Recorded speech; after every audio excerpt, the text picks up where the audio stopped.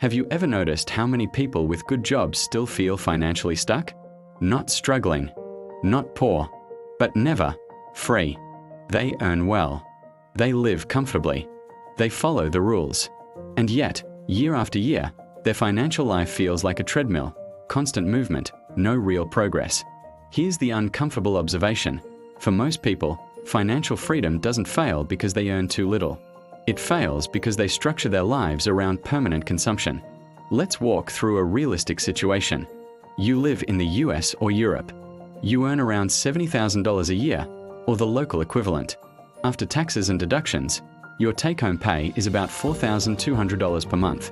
Out of that, rent or mortgage takes $1,600. Car payment or transportation takes $500. Insurance, utilities, internet, phone take $400. Groceries and daily living take $700. Student loans, credit cards, or other debt take $400. Before savings, investing, or flexibility, you're already down to about $600. And this is not overspending. This is normal spending. This is what a responsible middle-class lifestyle looks like. Now let's look at what's missing. There's no margin, no room for long-term investing, no room for career risk, no room for time freedom. You're earning well, but you're structurally locked into working.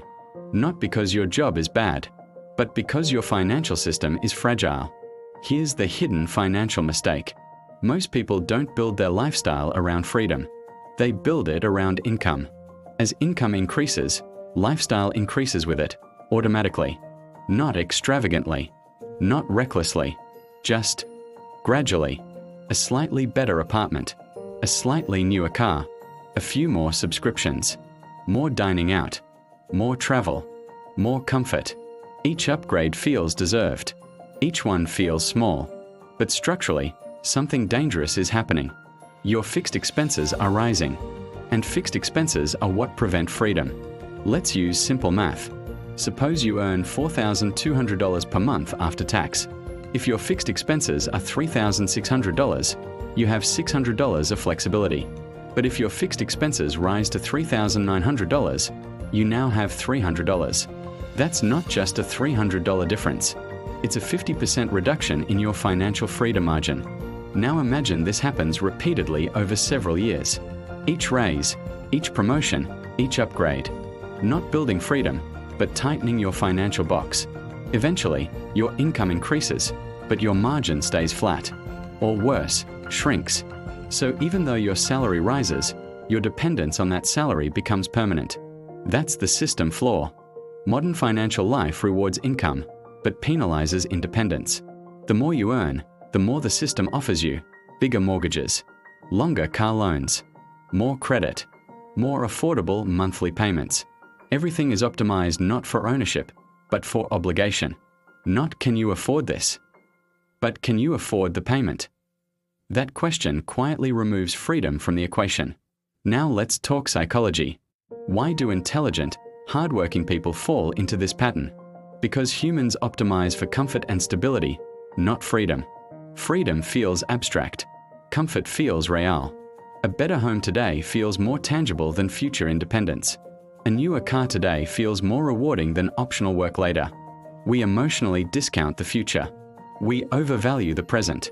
So we build lives that feel good now and become heavy later. Not because we are irresponsible, but because our brains are not wired to feel future constraint. We only feel present comfort. This is why financial stagnation doesn't feel like failure. It feels like success. You're paying your bills. You're upgrading your life. You're not in crisis. But quietly, you're building a system where your income must continue forever. And that has a long-term cost. Not financial collapse, but permanent dependence. You can't walk away from work. You can't take career risks. You can't downshift. You can't pause. Not because you're poor, but because your lifestyle requires your labor. Every month. Indefinitely. This is the difference between earning well and being financially free. Financial freedom is not about how much you make.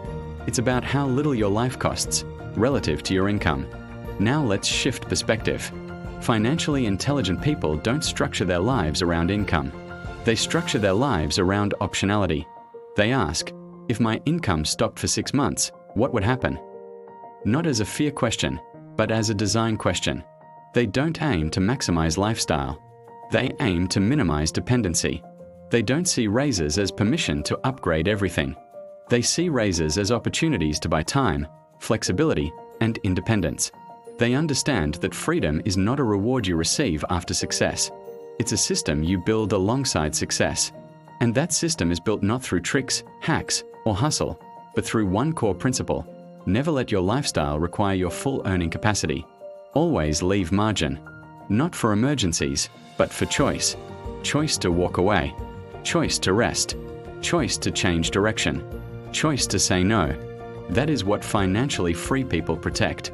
Not wealth, not status, but control over their time and decisions. So the reason most people will never be financially free, even with good jobs, is not income. It's structure. They build lives that require permanent earning. And once that structure is in place, freedom becomes mathematically impossible, regardless of salary. Not because they failed, but because they were never taught to design for freedom. If this helped you see money more clearly, consider subscribing. No hype, no shortcuts, just calm, rational conversations about how money actually works.